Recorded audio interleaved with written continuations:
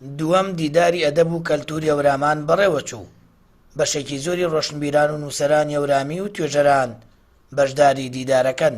مامۆستایانی زانکۆ و نووسەران دەڵێن پێویستە ئاوڕی زیاتر لە ناوچەی ئەورامان و فەرەنگ و شێوەزارەکەی بدرێتەوە کە لە ئێستادا پەراوێز خراوە.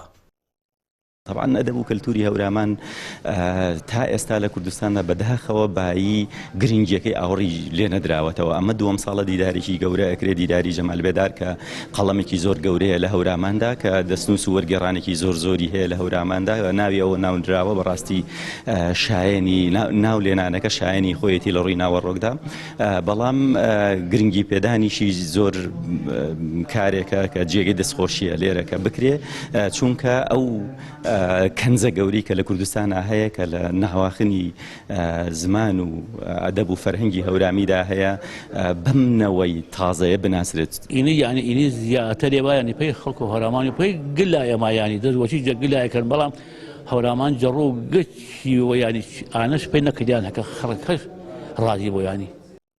هەورامان لە ڕووی مێژوویەوە لە گشت بوارەکاندا دەوڵەمەندە، پێش 700 ساڵ خاوەنی نووسینە. بۆیە نووسەرانی وادارن لە ڕووی زانستی و توێژینەوەوە گرنگی زیاتر بە ناوچەکە و مێژووەکەی بدرێت و لە پرۆگرامی خوێندندا جێگیر بکرێت. ئێمە گلەیمان لە هین بێت دەسەڵاتیاین بێت، ئێمە گلەی بە فەرهەنگیانەکەین، بە نازەوەیکەین بۆ ئەوەی ئەوە ئێمەش بێبەش نەبین لەو پێشکەشکردنی ئەو کللتور و ئەو دەقە ئەدەبیانەی کە لە هەورامان هەن ساغ بکرێنەوە. هیوادارم ئاورێکی خێرایی بدرێتەوە بۆ ئەوەی ئێمەش بتوانین خزمەتی ڕاژەی نەتەوایەتی سەرتاسەری کوردستان بکەین.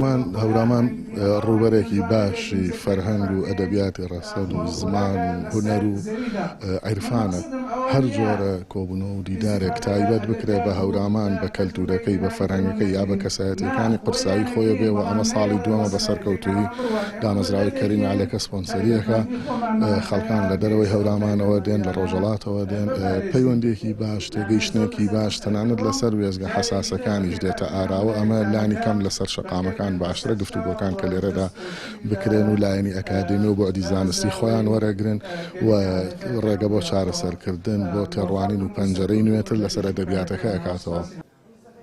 لە دووەم دیداری ئەدەب و کەلتوری ئەوراماندا 3 پانێڵ پێشکەش کرا و لەلایەن مێژوونووسان و شارەزایانەوە 9 توێژینەوەی جیاواز خرایە ڕوو کە باس لە سەرجەم بوارەکان لە مێژووی ئەوراماندا دەکات.